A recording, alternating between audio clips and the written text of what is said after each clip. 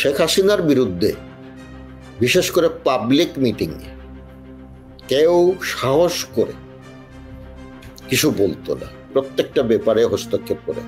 এটা আপনার কানেও আমি দিয়েছিলাম, কিন্তু আপনি এই বিচারকদের বিরুদ্ধে কোনো পদক্ষেপ নেন নাই, কারণ আমাদের ক্ষমতা নেই।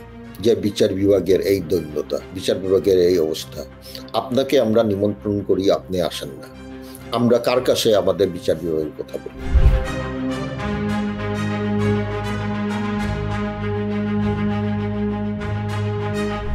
এই বিরোধটা প্রখর আকার ধারণ করলো যখন আমি ঠিক ডেট বলতে পারছি না, কারণ আমার তো জুডিশিয়াল অফিসারসদের সঙ্গে এখন কোনো যোগাযোগ নেই। কাকরাইলের মোড়ে আমাদের হাইকোর্টের বিচারকদের জন্য একটা কমপ্লেক্স করা হয়েছিল, আত্মরা বিল্ডিং মনে। আপনার কি মনে আছে কিনা? প্রধান বিচারপতি বাড়ির কর্নারে, হ্যাঁ, জাজেস কমপ্লেক্স। এইটা উদ্বোধন করার জন্য প্রধানমন্ত্রীকে আমরা বিভিন্ন অনুষ্ঠানে, আমাদের জুডিশিয়াল কনফারেন্স যেটা আমি চালু করেছিলাম সেখানে নিমন্ত্রণ করেছি। প্রধান অতিথি হিসেবে উনি আসেন নাই।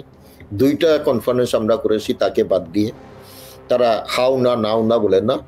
প্রথম আসলেন বিচারকদের এই কমপ্লেক্স উদ্বোধনের জন্য। ওখানে তো যে নাম ফলক থাকবে শেখ হাসিনা উদ্বোধন, বুঝলেন না, এই নামটার জন্য। আমি দেখলাম প্রধানমন্ত্রীকে তো আমি পাচ্ছি না, দিস ইজ দি অপরচুনিটি। তখন যখন আমার বক্তব্য বলা হলো, আমার পরেই প্রধানমন্ত্রী বলবেন, উনি প্রধান অতিথি, আমি বললাম যে বিচার বিভাগের এই দৈন্যতা, বিচার বিভাগের এই অবস্থা, আপনাকে আমরা নিমন্ত্রণ করি, আপনি আসেন না। আমরা কার কাছে আমাদের বিচার বিভাগের কথা বলি? আইন মন্ত্রণালয় প্রত্যেকটা ব্যাপারে হস্তক্ষেপ করে। এটা আপনার কানেও আমি দিয়েছিলাম, কিন্তু আপনি এই বিচারকদের বিরুদ্ধে কোনো পদক্ষেপ নেন নাই, কারণ আমাদের ক্ষমতা নেই। আমি আপনাকে বলছি, আপনাকে আইন মন্ত্রণালয় সত্য কথা বলেন, প্রকাশ করেন না, সত্য কথা আপনাকে আপনার কাছে নেই না, এবং যার পরিপ্রেক্ষিতে আপনার সাথে আমাদের বলা হয় প্রধান বিচারপতি এবং প্রধানমন্ত্রী এই বিরোধ। প্রকৃতপক্ষে কোনো বিরোধ নেই। সত্য জিনিসটা যদি আপনার কাছে তুললে, আপনি একজন অনেক বিজ্ঞ এই নেত্রী, আপনি এটা অনুধাবন করলেন। আমার এই কথা কারণ হলো, শেখ হাসিনার বিরুদ্ধে বিশেষ করে পাবলিক মিটিংয়ে কেউ সাহস করে কিছু বলতো না।